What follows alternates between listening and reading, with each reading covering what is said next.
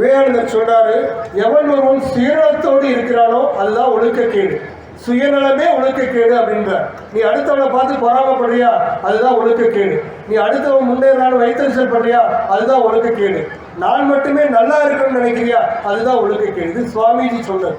அப்ப இதெல்லாம் நாம உணர்ந்து நம்முடைய வாழ்க்கையில நடக்கணும். ஒரு அரசர் இருந்தார். அந்த அரசர் ரொம்ப மரியாதையான அரசர். ஒரு முறை விவேகானந்தர் அவர் வீட்டுக்கு கூப்பிடுறாரு. வீட்டுக்கு போறாரு. வீட்டுக்கு போன உடனே அந்த அரசருக்கு ஒரு சந்தேகம். நம்ம எல்லாத்துக்கும் இருக்கிற மாதிரி தான். நம்ம எல்லாத்துக்கும் என்ன சந்தேகம் இருக்கும்? இந்த கல் மண் இதெல்லாம் பார்த்து சாமின்னு சொல்றாங்களே, அது உண்மையா? எல்லாத்துக்கும் இந்த சந்தேகம் இருக்குமா?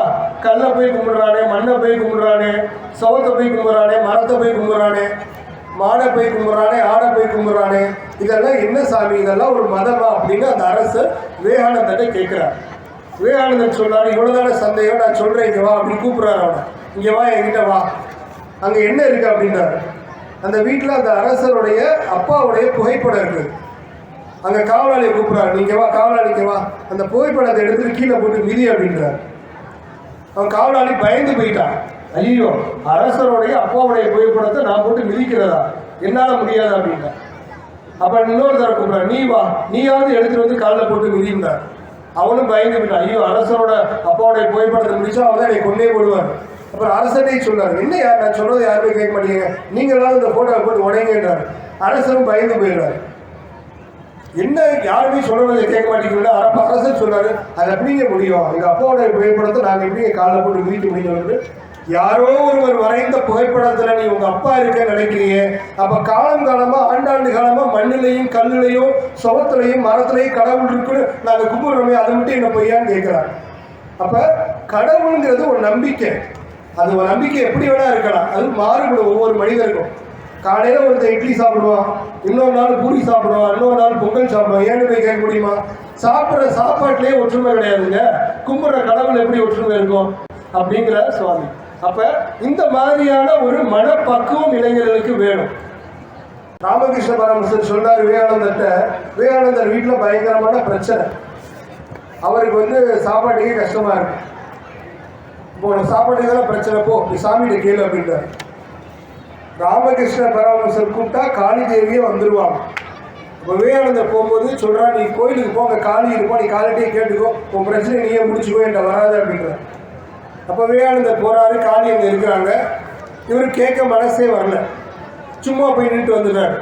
ராமகிருஷ்ண பரமஹம்சர் கேட்காது, எப்பா என்ன நீ போய் கேட்டியா, சாமி இருந்துச்சுன்னா கேட்டியாங்க, இல்லைன்னா நான் கேட்கல அப்படின்றார். அப்போ திருப்பி இன்னொரு தடவை போ, திருப்பியும் போறாரு, கேட்கல. திருப்பி இன்னொரு தடவை போ, திருப்பியும் போ. சாமியே முன்னாடி நிற்கிது, ஒரு ஒன்று கேட்காம திரும்பி வந்தார். அப்போதான் சொல்றாரு, உன் மனசுல சுயநலம் கிடையாது. சுயநலம் இல்லாமல் இருக்கிறவனால மட்டும்தான் இப்படி முடிக்க முடியும். நீ சுயநலம் இல்லாத ஒரு அற்புதமான மனிதனாக இருக்கிறாய் அப்படிங்கிறார் ராமகிருஷ்ண பரமஹம்சர் விவேகானந்தர். அப்ப இப்பேற்பட்ட மகான்கள், நம்ம ஏற்கனவே சொன்ன மாதிரி மாபெரும் அவதார புருஷர்கள் வாழ்ந்த புண்ணிய பூமி இது. அதை நாம நினைச்சு பார்த்து அவர்களை தான் நம்முடைய முன்னோடியா இருக்கிறோம்.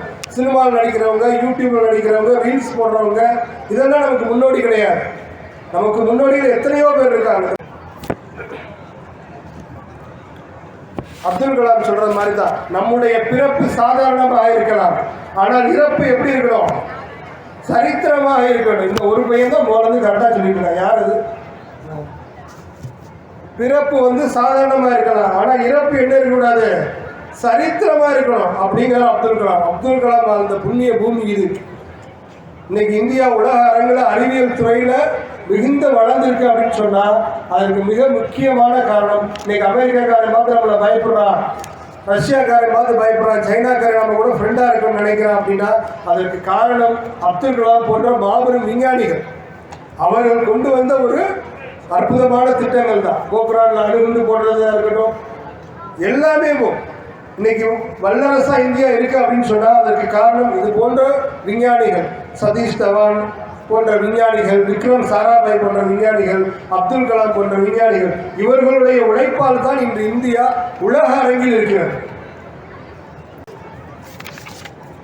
ஏழைகளிடமும் பலவீனமாக இருப்பவர்களிடமும் நோயாளிகளிடமும், ஏழைகள், பலவீனமானவர்கள், நோயாளிகள், இவர்களிடம் சென்று இறைவனை பாருங்கள், அவர்களிடம் நீங்கள் செய்யும் சேவை தான் இறைவனுக்கு செய்யும் சேவை அப்படிங்கிறார் விவேகானந்தர். இப்போ யார் ஒருத்தர் ஏழையாக இருக்கா, கூட படிக்கிற பக்கம் ஏழையாக இருக்கிறானா அவனுக்கு ஏதாவது உதவி செய்யணும். நோயாளியாக இருக்கிறானா, அவனுக்கு காய்ச்சல் அடிக்கா, வகுப்புக்கு வர முடியலையா, அவனுக்கு உதவி செய்யலாம். இப்படி கூட இருக்கிறவங்களுக்கு, தம்பிக்கு உடம்பு சரியில்லையா அண்ணன் உதவி செய்யணும், அண்ணனுக்கு முடியலையா தம்பி உதவி செய்யணும். அப்பா அம்மாவை கடைசி வரை நம்ம பாதுகாக்கணும். அப்பா அம்மாவுக்கு செய்யக்கூடிய சேவை தான் இறைவனுக்கு செய்யக்கூடிய சேவை. அதனால தான் மாதா பிதா குரு தெய்வம்னு அன்னைக்கே சொல்லிட்டான். மாதா யார்? மாதானா யாரு? அம்மா. அம்மா தான் அப்பாவை சொல்லணும். அம்மா சொன்னா தான் அப்பா யாருன்னு நமக்கு தெரியும். அப்பா என்ன சொல்லணும்? நல்ல ஆசிரியரை சொல்லணும். சரிங்களா? நல்ல பள்ளிக்கூடத்தில் அப்பா யாரும் வந்து சேர்க்கிறாரு. மாதா பிதா குரு. குரு என்ன செய்யணும்? இறைவனை காட்டணும். இறைவன் அப்படின்னா நல்ல அறிவை கொடுக்கணும், ஞானத்தை கொடுக்க வேண்டிய கடமை குருவுக்கு இருக்கிறது.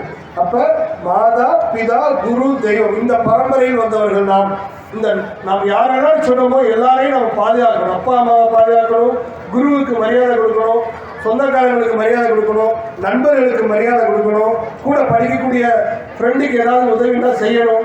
இந்த மாதிரியான நல்ல ஒழுக்கங்களை நம்ம பழகணும். இதுதான் நம்முடைய வாழ்க்கைக்கு மிகுந்த ஒரு நன்மையை செய்யும்.